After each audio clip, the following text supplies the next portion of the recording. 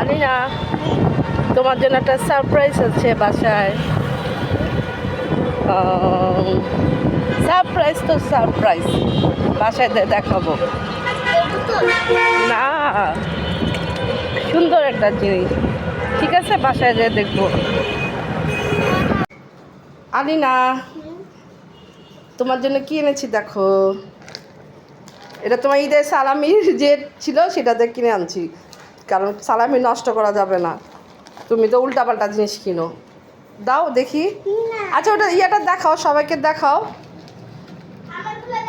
Wow, এখন ওটা খুলো তো।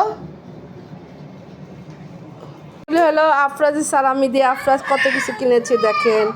কালার পেন্সিল, কলম, কত কিছু কিনেছে আফরাজ। আর আলিনা কিনেছে আলিনার পুতুল। আলিনা, ওকে দিবা, ওকে দিয়ে শেয়ার করবা।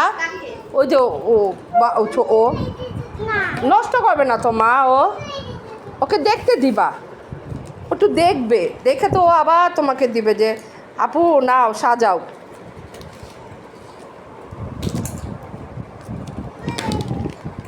আলিনার দেখুন, ওর বেবি, আলিনার নতুন একটা বেবি হয়েছে দেখেন, কি সুন্দর। এই দেখেন,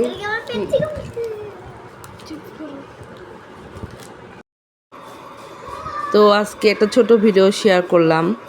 আফরাজ আলিনা ওদের ঈদি দিয়ে কি কিনলো, তো সবই প্রয়োজন জিনিস। আলিনা ওর খেলনা কিনেছে, আর আফরাজ তো ওর রং পেন্সিল, সুন্দর সুন্দর রং পেন্সিল কিনেছে।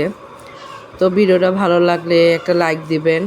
আর এই যে সন্ধ্যার পরে ওরা পড়তে বসে গিয়েছে, তো আমার ছেলে মেয়ের জন্য দোয়া করবেন। আর আপনারা যে যেখান থেকে আমার ভিডিও দেখছেন সবাই ভালো থাকবেন, সুস্থ থাকবেন। নতুন একটা ছোট ভিডিও নিয়ে আসব, দেখবেন।